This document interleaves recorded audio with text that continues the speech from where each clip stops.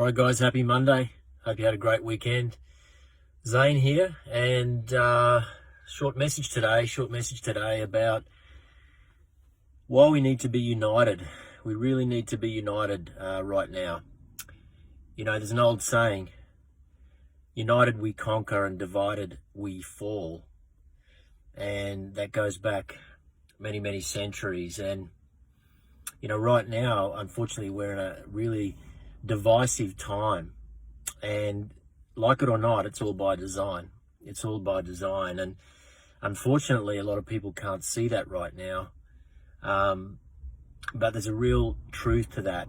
When we're divided and we're fragmented as a community, it's a lot easier for the powers that be to get what they want.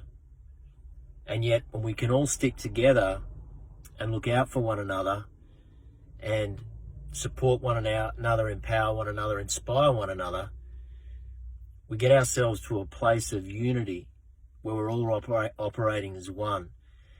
And I think it's fair to say that never before certainly in my lifetime, has there been a more important time than now for you and I to stand together and to, you know, work with those, our loved ones, our friends, our close community, and to unite,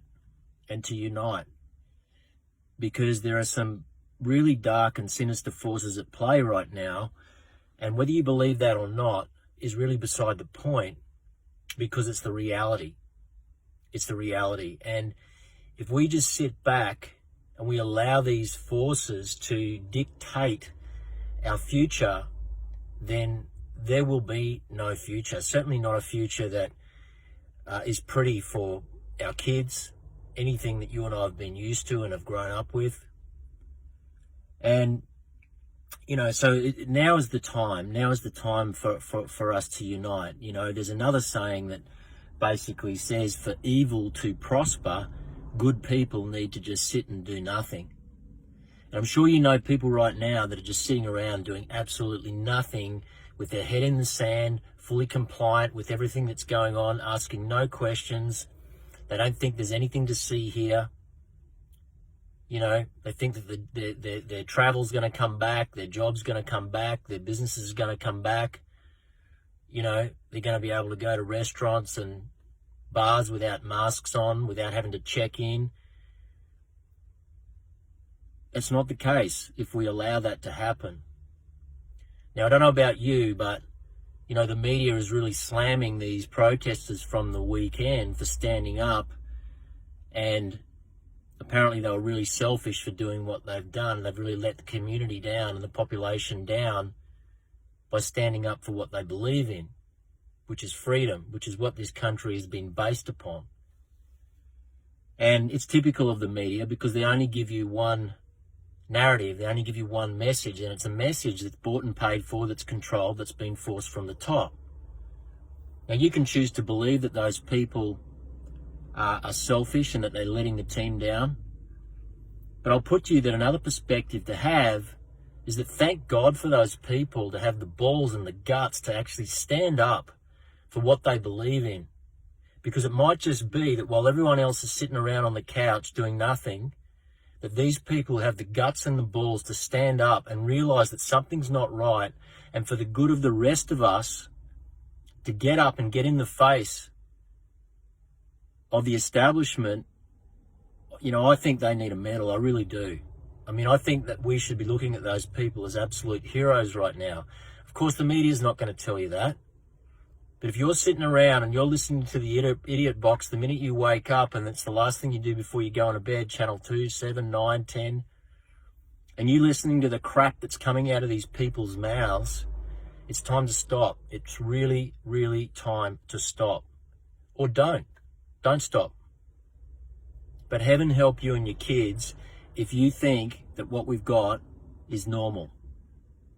It's not normal, and it's not right.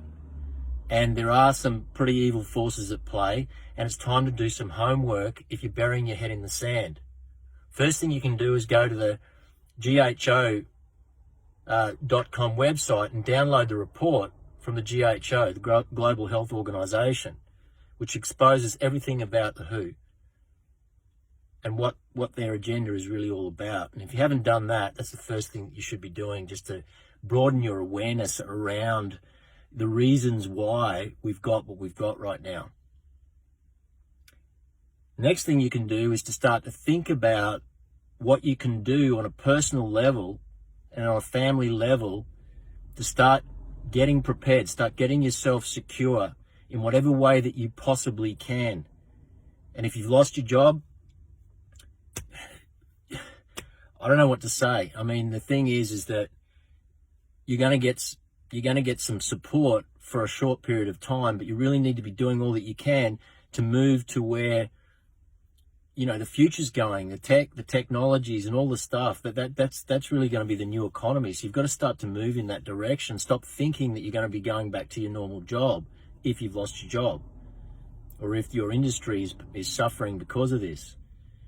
You're going to have to change where your focus is and just realize that that's history, and now you've got to, you know, move forward towards a new future. Get yourself financially prepared. We have a massive financial situation coming.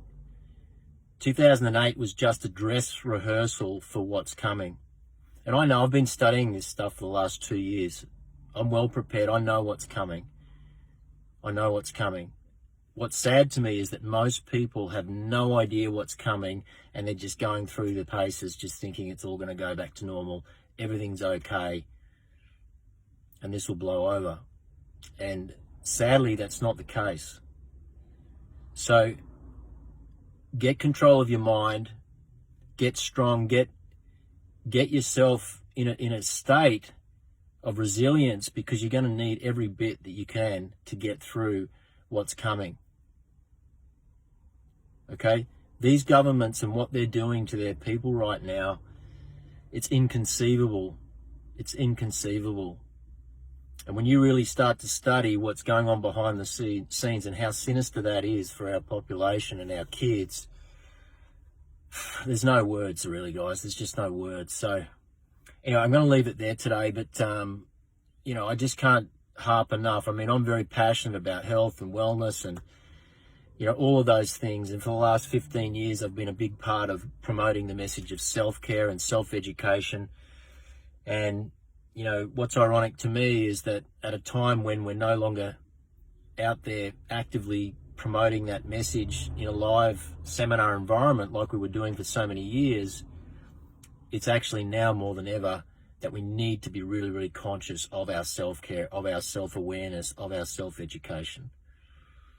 So, look, just do what you can, but please, whatever you do, don't bury your head in the sand and just think that everything's normal. Okay, now's not the time for complacency. Be proactive, be expansive in the way that you're thinking. Seek out positive information, seek out constructive information that gives you the truth about what's happening. And look out for other people and do what you can to try to help them understand that there's a lot more to this than the crap that's been shoved down our throat. I hope you have a great day. I'll talk to you in a day or so. Take care. Bye.